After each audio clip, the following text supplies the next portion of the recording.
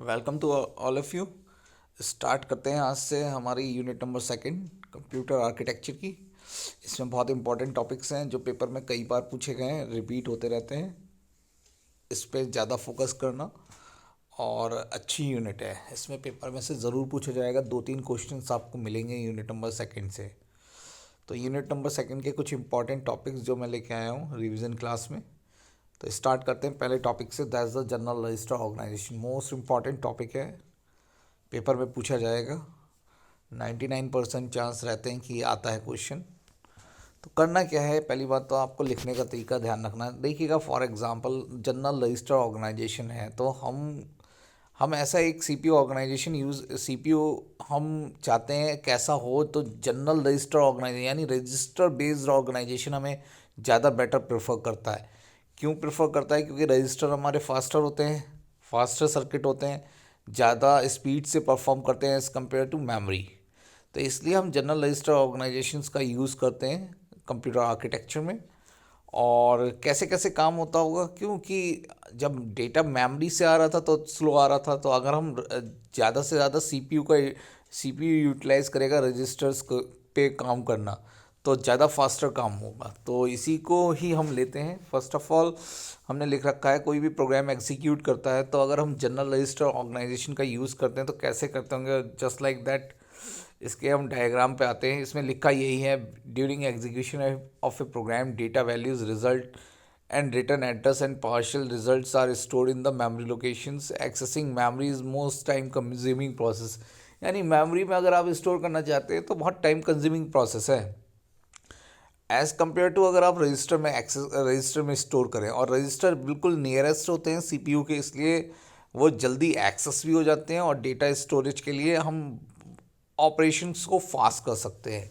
तो एग्जीक्यूशन थोड़ा हमारा फास्ट हो जाता है इससे। तो इसी वर्क को ही हम शो कर रहे हैं इसमें।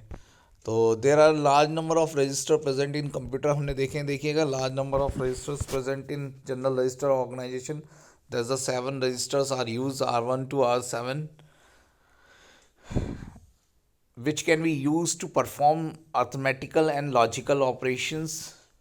कैसे करते हैं देखिएगा, ये 7 रजिस्टर्स लगे हैं, इसके अंदर हम डेटा स्टोर करते हैं और जो आउटपुट आता है वो भी इसी में स्टोर होता है। कैसे होता है?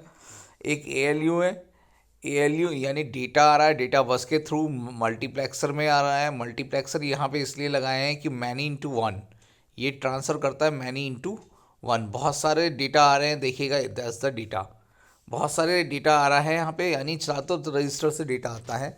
लेकिन कौन सा डेटा हमें अर्थमेट एएलयू को ट्रांसफ़र करना है, तो वो बताते हैं मल्टीप्लेक्सर। तो सिलेक्शन ए की वैल्यू और सिलेक्शन वी आइडेंटिफाई करता है। ये 3 बिट इसलिए रखी हैं कि अगर आप 7 को अगर आप कैटेगराइज करना चाहते हैं तो 111 होता है 7, यानी 3 बिट से कर सकते हैं आप। 1 को 001, 2 को करना 010, तो 7 तक आपको 3 मैक्सिमम बिट चाहिए होती। तो इसलिए सिलेक्शन ए और सिलेक्शन बी की वैल्यू आपकी क्या होती है, 3 बिट की वैल्यू होती है। मान लीजिए फॉर सपोज कि सिलेक्शन ए में वैल्यू है 011, तो ये मल्टीप्लेक्सर इस सिलेक्शन ए की वैल्यू 011 है, तो ये किसे सेलेक्ट करेगा? 011 का मतलब हो गया 2 और 1 3, तो R3 में कोई वैल्यू होगी वो मल्टीप्लेक्सर में जाएगी। यानी ये डिपेंड करेगा कि सिलेक्शन ए बताएगा कि कौन सी वैल्यू मल्टीप्लेक्सर ए में जाएगी, एंड देन मल्टीप्लेक्सर बी में कौन सी वैल्यू जाएगी, ये भी सिलेक्शन करेगा। और जिस रजिस्टर में वैल्यू होगी, मान लीजिए suppose R1 arrow R2 plus R3 है, तो अगर R2 सिलेक्शन ए के पास है तो ये 010 वैल्यू देगा और R3 011 देगा। तो ये सारी वैल्यूज़ हमारी जाती हैं। एंड देन आपको पता था कंट्रोल वर्ड, अगर आप देखें आपने कंट्रोल वर्ड भी देखा होगा, आगे चल के देखेंगे कंट्रोल वर्ड। उससे पहले अगर आप इंस्ट्रक्शन फॉर्मेट या इंस्ट्रक्शन कोड देखा होगा आपने, तो उसमें एक डायग्राम होता है जिसमें एक तो ऑप कोड होता है और एक होता है ऑपरेंड या एड्रेस। तो अगर कोई भी इंस्ट्रक्शन होता है तो उसमें या तो ऑपरेशंस होते हैं और वेरिएबल्स होते हैं। मान लीजिए suppose R1 arrow R2 plus R3 है, तो इसमें कौन सा ऑपरेशन है?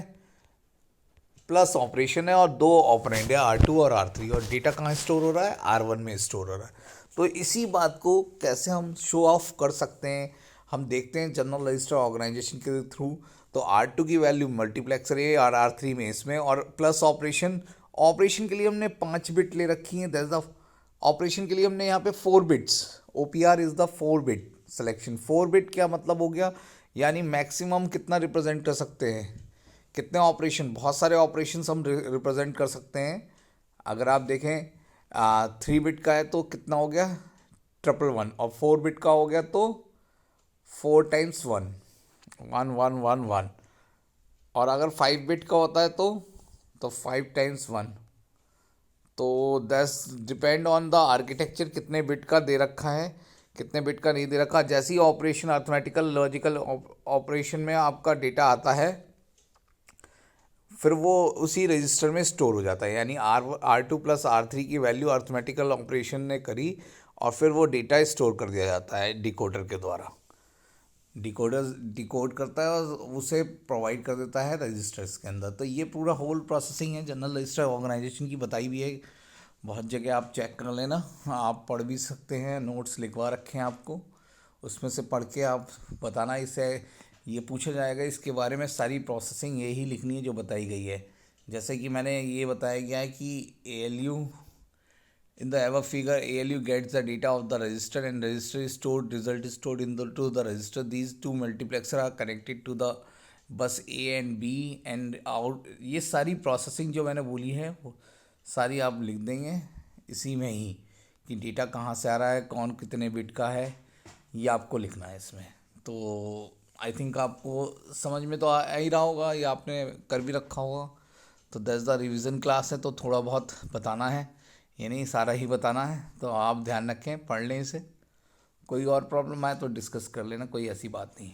नेक्स्ट देखते हैं, इसमें कभी कभी इसको प्रोसेस को भी बताया जाता है कि कैसे आप प्रोसेस, मान लीजिए कोई ऑपरेशन दे रखा है, देखिएगा तो सबसे पहले मल्टीप्लेक्सर ए में सिलेक्शन ए क्या करेगा, R2 को सिलेक्ट करेगा और इसका कंटेंट ए बस ए में ट्रांसफ़र करेगा, एंड बस बी में क्या ट्रांसफ़र हो जाएगा, R3 content. Then ALU operation perform करेगा, उसके बाद डिकोडर क्या करेगा, देखिएगा उसे स्टोर कर देगा R1 में। तो ये पूरी होल प्रोसेसिंग यहाँ पे लिख दी है, आप भी लिख के आ जाएं, ऐसा कोई भी एग्जांपल दे दें, R1 arrow R2 plus R4, कोई भी एग्जांपल दे दें, प्लस माइनस। आगे बढ़ते हैं।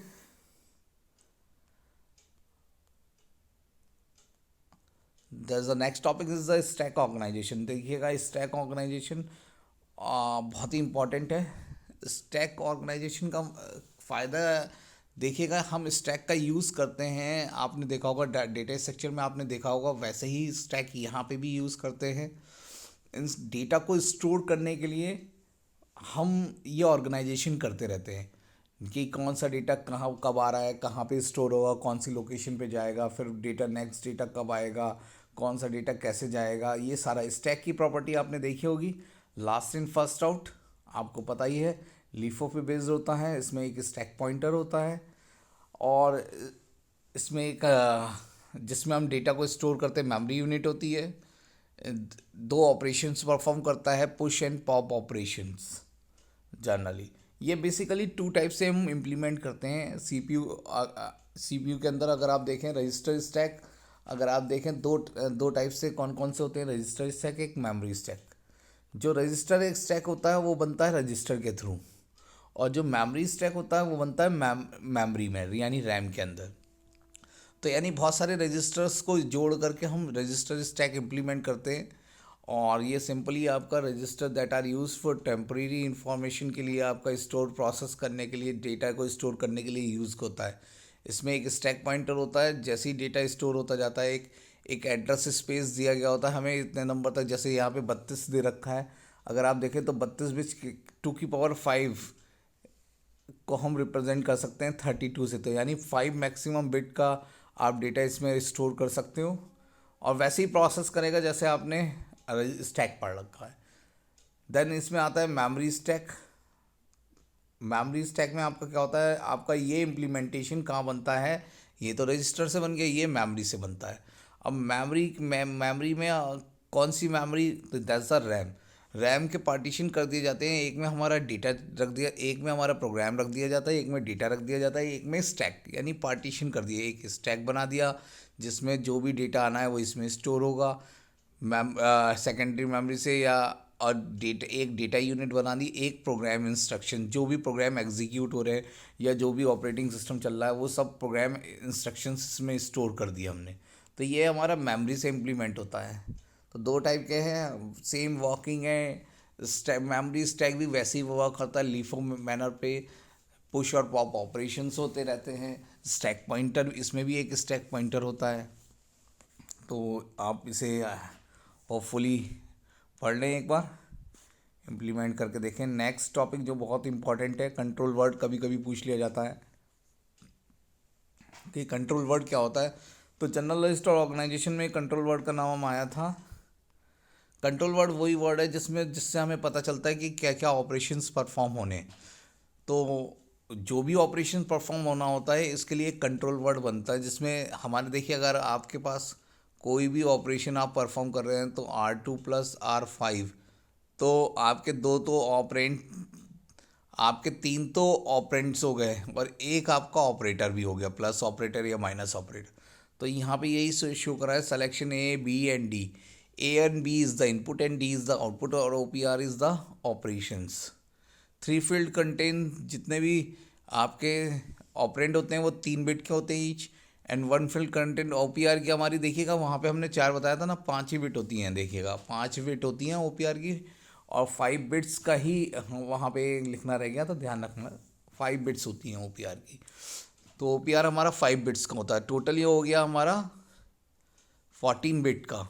कितने बिट का हो गया हमारा, अगर आप देखें तो 14 बिट का हमारा बाइनरी इनपुट्स हो गया। तो कंट्रोल वर्ड कोई भी ऑपरेशन जाता है तो इस फॉर्म में जाता है। अब हम उस R1 एरो R2+R3 को हम कैसे लिख सकते हैं, तो उसके लिए लिखने के लिए हमें कंट्रोल वर्ड में यही बताया गया है कि देखिएगा इसमें वैल्यूज़ दे रखी हैं। सिलेक्शन ए, चाहे ए हो चाहे बी हो चाहे डी हो, ए और बी इज़ द इनपुट, जो R2 और R3 हम लिखते थे, और जहाँ पे डेटा स्टोर होता था वो R1 हो गया। तो तीनों ही की वैल्यू क्या हो सकती है, 3 बिट का होता है। मैंने बताया था ना 3 बिट 0 से 7। तो मैक्सिमम R1 के लिए हम क्या लिखते हैं 001, R2 के लिए 010, तो वो तीनों के लिए सेम रहेगा। अब ALU ऑपरेशन 5 बिट का था हमारा। अब अगर आप देखें तो बहुत थोड़े से ALU ऑपरेशंस लिख रखे हैं मैंने, 5 बिट के जो कॉमन आते हैं, जैसे एडिशन हो गया, सब्ट्रैक्शन हो गया। तो बहुत आसान है, एडिशन की वैल्यू होती है 0001 0, 001 101, और subtraction transfer A 5 times 0, increment A 4 times 01। तो ये वैल्यूज़ पहले से प्री डिफाइंड होती हैं आर्किटेक्चर के अंदर। तो ये वैल्यूज़ आपको पता होनी चाहिए, एक आध वैल्यू आप याद भी कर लें, कोई ऐसी बड़ी वैल्यूज़ नहीं है, पूरा चार्ट आपको बनाना नहीं है। अगर आपको कंट्रोल वर्ड बनाना है तो कैसे बनाएंगे कंट्रोल वर्ड, तो देखिएगा कंट्रोल वर्ड हमें ये ऑपरेशंस गिवन है, R1 एरो R4 और एंड ऑपरेशन है। ये कौन सा ऑपरेशन है, एंड ऑपरेशन R5। तो अब A और B में कौन सा इनपुट होता है, A की वैल्यू R4 की जो वैल्यू होगी वो A में जाएगी। R4 को हम लिख सकते हैं 100। देखिएगा R4 सबके लिए सेम है, सही है, तो 100। और R5 की वैल्यू कहाँ जाएगी, सिलेक्शन B में जाएगी। तो R5 में क्या लिखते हैं हम 101, देखिए 101। सिलेक्शन D यानी आउटपुट किस में जा रहा है, तो आउटपुट क्या है R1, तो यहाँ पे हो गया 001। अब हमें कौन सा ऑपरेशन परफॉर्म करना था इस पे, एंड के लिए देखिएगा क्या आता है, दैट्स द एंड 0100। तो ये देखिएगा बन गया कंट्रोल वर्ड। तो कंट्रोल वर्ड बनाना बहुत आसान है, एक आध याद कर लेना ALU ऑपरेशंस जिनके ऑपकोड्स वगैरह। और बेसिकली कभी कभी पूछ लिया जाता है, एडिशन सब्ट्रैक्शन इंक्रीमेंट ही आते हैं, ज़्यादा टिपिकल नहीं पूछते, तो आप बना के आ सकते हैं। नेक्स्ट टॉपिक पे चलते हैं, इंस्ट्रक्शन फॉर्मेट। देखिए आपने इंस्ट्रक्शन फॉर्मेट यूनिट नंबर 1 में भी पढ़ा होगा, और यहाँ पे भी आपका इंस्ट्रक्शन फॉर्मेट आ चुका है। यहाँ पे इंस्ट्रक्शन फॉर्मेट को फर्दर कैटेगराइज कर दिया। वहाँ पे आपको बताते थे, आपको एक इंस्ट्रक्शन फॉर्मेट में ऑप कोड होता है और एक एड्रेस फील्ड होती है। और ऑप कोड और एड्रेस फील्ड में आपको क्या है, कैसे आप बताते हैं कि ऑप कोड क्या होता है, एड्रेस फील्ड क्या होती है, कैसे कैसे हमें एड्रेस मिलता है। तो वो इंस्ट्रक्शन फॉर्मेट आपका यही चीज़ें आपको और फर्दर एक्सप्लोर करता है। तो देखते हैं यहाँ पे एड्रेस फील्ड जो होती है वो भी कैटेगराइज कर दी जाती है। यहाँ पे देखिएगा, किसी भी ऑपरेशन को परफॉर्म करने के लिए हमारी जो एड्रेस फील्ड है वो इंस्ट्रक्शन फॉर्मेट है, 4 टाइप के हो सकते हैं, या तो 3 address instruction format, 2 address instruction format, 1 address instruction format और 0 एड्रेस इंस्ट्रक्शन फॉर्मेट। डायरेक्टली पूछा जाता है इनके थ्रू, कोई न्यूमेरिकल आता है, आप इन्हें न्यूमेरिकल सॉल्व करके दिखाइए कि कैसे करेंगे। तो 3 एड्रेस इंस्ट्रक्शन फॉर्मेट जिसमें 3 एड्रेस फील्ड होती हैं। क्या होती हैं? 3 एड्रेस फील्ड जो जिसमें होती हैं वो आपका 3 एड्रेस इंस्ट्रक्शन, जिसमें से 2 होती हैं इनपुट और एक होती है आउटपुट। यानी 2 इनपुट, 2 तो आपकी हो गई सोर्स यूनिट और एक हो गई डेस्टिनेशन। ऑप कोड आपका वैसे ही रहेगा जो ऑपरेशन कोड होता है। तो कैसे हम ऑपरेशंस को परफॉर्म करते हैं, बहुत आसान रहता है कि मान लीजिए क्वेश्चन न्यूमेरिकल आता है इसके कि x इज इक्वल टू आपको दिया होता है और a plus B multiply C plus D को आप ऑपरेशन परफॉर्म करके दिखाएं। तो डायरेक्टली इसमें हम ऑपरेशन को परफॉर्म कर सकते हैं। जैसे एक ब्रैकेट ये है और एक ब्रैकेट ये है, तो ऐड R1 a प्लस ए और कॉमा बी लिखा और इसके बीच में क्या है, प्लस ऑपरेशन। प्लस ऑपरेशन के लिए हमने ऐड लिख दिया। तो R1 में हमने क्या स्टोर, 2 रजिस्टर है हमारे पास, R1 और R2, 2 मेमोरी एड्रेस है हमारे पास जिनका हम यूज़ कर सकते हैं। तो ऐड R1 में हमने क्या कर दिया, ए और बी को ऐड कर दिया और फिर हमने क्या करा, हमारे पास दूसरा रजिस्टर था उसमें सी और डी को कर दिया। और फिर अब हम क्या कर सकते हैं, एक हमारे पास रजिस्टर और भी बचा है जिसे हम तीसरा डेस्टिनेशन रजिस्टर कह सकते हैं। तो मल्टीप्लाई करना है अब हमें R1 और R2 के वैल्यू डाल दी मेमोरी ऑफ X में, यानी X में आपको ने वैल्यू को ट्रांसफ़र कर दिया। सिंपल नोटिफिकेशन है, कोई ज़्यादा दिक्कत नहीं आती। ऐसी आपका 2 एड्रेस इंस्ट्रक्शन फॉर्मेट, इसमें क्या होता है दिक्कत, इसमें आपका एक ही एड्रेस फील्ड है जो सोर्स है और एक ही डेस्टिनेशन है। यानी रजिस्टर आपके पास, आप रजिस्टर्स आप यूज़ कर सकते हैं R1 और R2, और R1 और R2 को मूव करके भी आपको R1 के अंदर या R2 के अंदर ही रखना है। 2 ही रजिस्टर हैं, सोर्स और डेस्टिनेशन। या तो आप उसे डेस्टिनेशन के लिए यूज़ कर लें या सोर्स के लिए यूज़ कर लें। तो कैसे ही आप यूज़ करेंगे तो देखते हैं। ये ऑपरेशन आपको गिवन होता है, ये ऑपरेशन आपके पास गिवन है। सबसे पहले R1, इसमें क्या होता है कि हम डायरेक्ट वैल्यू नहीं ला सकते जैसे पिछली उसमें था, क्योंकि उसमें हमारे पास 2 एड्रेस फील्ड इनपुट के लिए थे और एक आउटपुट के लिए। इसमें क्या है, मूव R1 A, सबसे पहले R1 A की वैल्यू R1 में ट्रांसफ़र करी, मेमोरी की वैल्यू। देन R1 में ही हमने किसको, R1 plus MB, memory of B को ऐड कर लिया। तो R1 में पहले A की वैल्यू डाली, फिर R1 में ही B को ऐड कर लिया, मेमोरी ऑफ B को। ऐसे ही हमने R2 की वैल्यू, मेमोरी ऑफ R2 में हमने C की वैल्यू डाली और D में R2 में ही हमने D को ऐड कर लिया। तो दोनों होने के बाद जब R1 और R2 में वैल्यू आ गई, अब मल्टीप्लाई ऑपरेशन परफॉर्म करा और R1 का यूज़ करके R1 मल्टीप्लाई R2, जो इनकी वैल्यू है वो R1 में ट्रांसफ़र हो गई। और move X, memory of X में रजिस्टर की वैल्यू हमें कि मेमोरी लोकेशन पे तो भेजनी होती है, तो मेमोरी X में आपने ट्रांसफ़र कर दी। तो 2 एड्रेस इंस्ट्रक्शन फॉर्मेट देखिएगा अब थोड़ा बड़ा हो गया। 3 एड्रेस इंस्ट्रक्शन फॉर्मेट छोटा था। छोटे होने से ये ज़रूरी नहीं है कि ये जल्दी इंस्ट्रक्शन फास्ट एग्जीक्यूट करेगा, क्योंकि जो उसमें इंस्ट्रक्शन फॉर्मेट दे रखा था उसमें इन बिटवीन बहुत सारी चीज़ें आपको करनी है, यानी बहुत सारी डिकोडिंग होनी है। तो ये ज़रूरी नहीं है कि 3 एड्रेस इंस्ट्रक्शन फॉर्मेट ज़्यादा फास्ट करेगा 2 एड्रेस से। बेसिकली 2 एड्रेस इंस्ट्रक्शन फॉर्मेट ज़्यादातर हम यूज़ करते हैं CPU ऑर्गेनाइजेशंस में, यही यूज़ होता है। आते 1 एड्रेस इंस्ट्रक्शन फॉर्मेट, अब हमारे पास एक ही एड्रेस फील्ड है और हम कैसे यूज़ करें, तो यहाँ पे हम यूज़ करते हैं एक्यूमुलेटर का। तो कभी कभी पूछ लिया जाता है 1 एड्रेस इंस्ट्रक्शन फॉर्मेट हम कौन सा चीज़ यूज़ होती है, तो वहाँ हम यूज़ करते हैं एक्यूमुलेटर का। सबसे पहले मेमोरी A की वैल्यू एक्यूमुलेटर में डालते हैं, B की वैल्यू एक्यूमुलेटर में ऐड करते हैं और एक्यूमुलेटर का डेटा R1 में ट्रांसफ़र, क्योंकि R1 तो है हमारे पास, R1 में ट्रांसफ़र कर देते हैं। फिर एक्यूमुलेटर में ही हमारी एक्यूमुलेटर का डेटा R1 में ट्रांसफ़र कर दिया, फिर एक्यूमुलेटर फ्री हो गया, फिर दूसरा ऑपरेशन परफॉर्म करा और फिर उसका एक्यूमुलेटर में कन्वर्ट करके हमने R1 को एक्यूमुलेटर में ही परफॉर्म करके वैल्यू को स्टोर कर दिया। तो वन एड्रेस इंस्ट्रक्शन फॉर्मेट थोड़ा सा और टिपिकल हो जाता है। यूज़ क्या करते हैं इसमें, एक्यूमुलेटर का यूज़ होता है। Accumulator is just like an register. Then आता है जीरो एड्रेस इंस्ट्रक्शन फॉर्मेट, जिसमें कोई भी एड्रेस फील्ड नहीं होती। इसमें हम यूज़ करते हैं स्टैक का, पुश और पॉप ऑपरेशन यूज़ करते हैं, वैसे ही जैसे आपने डाटा सेक्शन में पढ़ा होगा। बहुत आसान है, सेम टू सेम आप यूज़ कर सकते हैं। पुश ए की वैल्यू ए लाए, पुश बी लाए, फिर ऐड करा, फिर पुश सी करा, पुश डी करा। बहुत आसान है, ये आप कर भी लेंगे। बहुत पॉप करके ये ऑपरेशन परफॉर्म कर दिया। इससे न्यूमेरिकल आते हैं, न्यूमेरिकल पे मैंने वीडियो बना रखा है, आप देख लेना। बहुत सारे वीडियोस आए हुए हैं इसके, मेरे आर्किटेक्चर के वीडियोस में आपको मिल जाएंगे। Next topic is the addressing modes. Important नहीं, मोस्ट इंपॉर्टेंट टॉपिक ही चल रहे हैं। इन सारे टॉपिक जो आज पढ़ाए हैं, इनमें से आपको 2 से 3 क्वेश्चन एक्सटर्नल में मिलेंगे पक्का। इस यूनिट से 2 से 3 क्वेश्चन आपको मिलेंगे, तो आप कर लें। एड्रेसिंग मोड जिसमें से बहुत इंपॉर्टेंट है कि ये एक ऐसी टेक्निक है कि ये बताती है कि how to fetch data from memory और रजिस्टर, कि कैसे आप डेटा को फैच कर सकते हैं या उसके एड्रेस को फैच कर सकते हैं।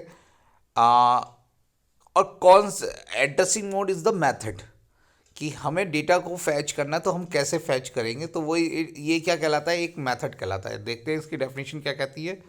The way of specifying the address of the data on which the operations to be perform known as the addressing mode. Same definition. The technique for specifying the address, address देखिएगा, specifying the address of the operand, operand का address, यानी वो operand पढ़ा कहाँ पे है, उसका address क्या है, वो ये बताता है एड्रेसिंग मोड्स। तो बहुत सारे एड्रेसिंग मोड्स होते हैं जो हम देखते हैं, जैसे आपने देखा होगा indirect immediate addressing mode, direct addressing mode, in indirect addressing mode, register addressing mode, register indirect addressing mode, index addressing mode. जब वैल्यू आपको डायरेक्ट मिल जाए तो वो डायरेक्ट एड्रेसिंग मोड, जब इनडायरेक्ट मिल जाए तो इनडायरेक्ट। जब आपकी वैल्यू रजिस्टर में हो तो रजिस्टर एड्रेसिंग मोड, जब आपकी रजिस्टर में रजिस्टर इनडायरेक्ट एड्रेसिंग मोड, यानी कि आपकी वैल्यू कहाँ पड़ी है, मेमोरी में पड़ी है और रजिस्टर के थ्रू आप जा रहे हैं, तो register indirect addressing mode. Index addressing mode, ऐसे ही हम इंडेक्स एड्रेसिंग मोड यूज़ करते हैं। तो ये पढ़ लेना, मोस्ट इंपॉर्टेंट टॉपिक है। इमीडिएट एड्रेसिंग मोड वो मोड होता है जिसमें आपकी वैल्यू, यानी कि इंस्ट्रक्शन के साथ ही आपकी ऑपरेंड की वैल्यू चली जाती है। जैसे फॉर एग्जांपल डायरेक्ट वैल्यू लिखते हैं, मैंने लिख दिया ऊपर मैक्रो बना दिया, सम की वैल्यू 3 कर दी, तो पूरे प्रोग्राम में सम की वैल्यू 3, यानी इंस्ट्रक्शन के साथ ही आपने वो डायरेक्ट दे दिया। जैसे ऐड 5 हम दे देते हैं, तो ऑपरेंड के साथ जब आपका डेटा चला जाता है तो वो आपका इमीडिएट एड्रेसिंग मोड बहुत फास्ट काम करता है, क्योंकि इसमें डेटा को फैच करने की ज़रूरत ही नहीं पड़ती, डेटा इंस्ट्रक्शन में ही है। बाकी आपके फैच करने की ज़रूरत होती है, जैसे डायरेक्ट में हम फैच करते देखिएगा एड्रेस को मेमोरी में फैच कर, इनडायरेक्ट एड्रेसिंग मोड में भी फैच कर रहे हैं, इनडायरेक्ट मिलता है, पॉइंटर मिलता है, देन उसे ऑपरेंड। सेम इसे आप पढ़ लें, सभी बहुत अच्छे एड्रेसिंग मोड है, पेपर में 2 या 3 आ जाते हैं। तो आज के लिए ये रिवीजन कंप्लीट करते हैं। Thank you class for joining the session, और पढ़ लें, एग्ज़ाम्स आ ही रहे हैं सभी के। Thank you to all.